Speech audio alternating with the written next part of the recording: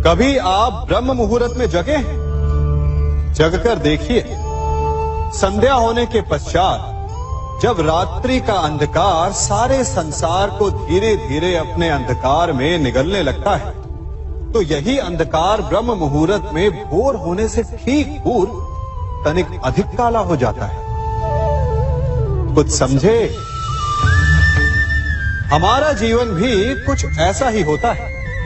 जब हमारे जीवन की समस्याएं अपने अंत पर होती है, तो यही समस्याएं एक भीषण रूप लेकर हमारे समक्ष प्रस्तुत हो जाती है और ऐसे परिस्थिति में अधिकतर लोग हार मान जाते हैं, भय खा जाते हैं। परंतु यदि आप हार न माने, भय न खाएं, दृढ़ रहें, निरंतर आगे बढ़ते रहें, तो प्रकाश के रूप में हमारा स्वागत करने के लिए सूर्य उदय सदा हमारे समक्ष प्रस्तुत रहेगा। आपने बरगद के वृक्ष को देखा है? जितना विशाल उतना दृढ़। पतझड़ में वो सूख जाते हैं, परंतु दुर्बल नहीं होते, टूटकर गिरते नहीं। और उसके विपरीत दलदल में उपजे वृक्षों को देखिए, वो दिखने में तो बड़े होते हैं, पतझड़ आए या शीत सदा हरे भरे होते हैं, परंतु इतने दुर्बल होते हैं कि जल धारा के हल्के से वेग से वो गिर जाते हैं। परंतु ऐसा क्यों होता है? कारण है जड़ें।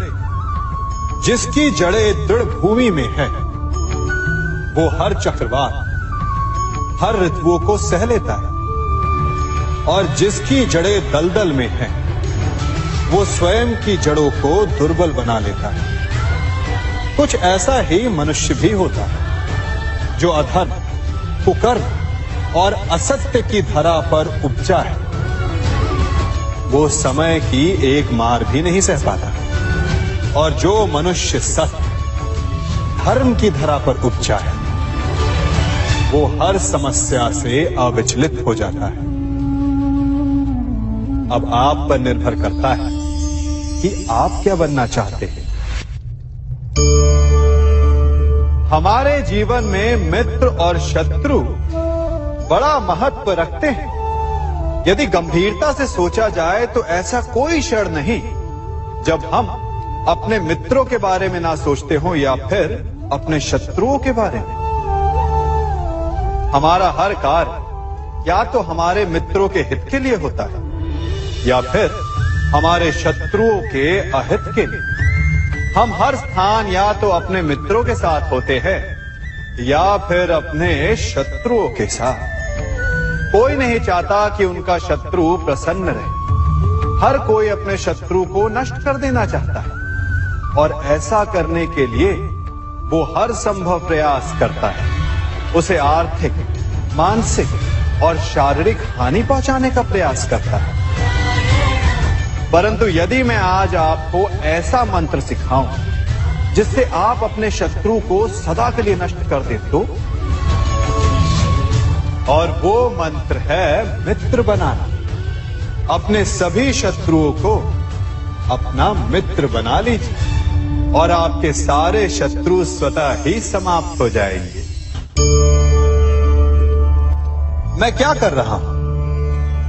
मैं दिए प्रज्वलित कर रहा हूं ताकि अंधकार को मिटा सकूं। अब आप कहेंगे कि इसमें कौन सी बड़ी बात है ना? परंतु इसमें महत्वपूर्ण बात समझने के लिए यह है कि मैं क्या नहीं कर रहा हूं, और मैं अंधकार नहीं कर रहा हूं। क्योंकि अंधकार को मिटाने के लिए प्रकाश का अस्त्र तो उठाना ही पड़ता है। बुराई को बुराई से नहीं, अच्छाई से जीता जाता है। अन्याय को अन्याय से नहीं, न्याय से लड़ा जाता है।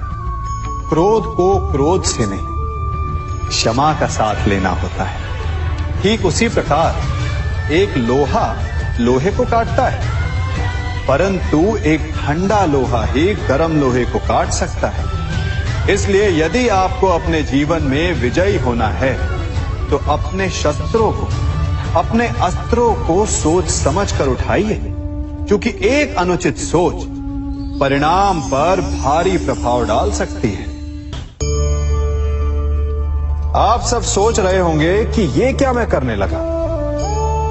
मैं इस पौधे को जड़ से उखाड़ रहा हूं। आश्चर्य हो रहा है ना कि एक पौधे को उखाड़ना या काटना ना केवल एक अपराध है अपितु पाप भी है। तो फिर मुझे ऐसा करने की क्या आवश्यकता पड़ गई? क्योंकि कई बार विनाश ही सृजन तक पहुंचाता है। यदि नया भवन बनाना हो तो पुराने भवन को गिराना पड़ता है। व्यवस्था को परिवर्तित करने के लिए क्रांति लानी पड़ती है। और उसी प्रकार यदि किसी वृक्ष या किसी पौधे की जड़ों में घुन लग जाए या उसका मूल सड़ जाए तो उसे जड़ से उखाड़ देना ही श्रेयस्कर होता है, ताकि उस स्थल पर नए पौधे उपज सके। युद्ध करना पर्याय नहीं, परंतु कभी कभी शांति के लिए युद्ध करना आवश्यक हो जाता है। संसार में सबसे श्रेष्ठ क्या है? फूल या कांटे, प्रेम या घृणा, संपन्नता या दरिद्रता, मित्र या शत्रु? बताइए। अब आप भी कहेंगे कि भला ये कोई पूछने की बात हुई? अवश्य, फूल, प्रेम, संपन्नता और मित्र ही श्रेष्ठ है। परंतु क्या आपने अपने जीवन में कभी सोचा है कि हर एक भाव, हर एक वस्तु, हर एक घटना का एक गुण धर्म होता है? त्वचा पर जलन करने वाले फूलों से अधिक श्रेष्ठ वो कांटे हैं जिनसे आप अपने घर की बाढ़ बनाते हैं ताकि वन्य पशु आपके भीतर ना आ सके। वो प्रेम श्रेष्ठ नहीं जो आपको अंधा, लोभी, पक्षपाती बनाता। वो घृणा श्रेष्ठ है जो आपको नया मार्ग दिखाता। वो संपन्नता श्रेष्ठ नहीं जो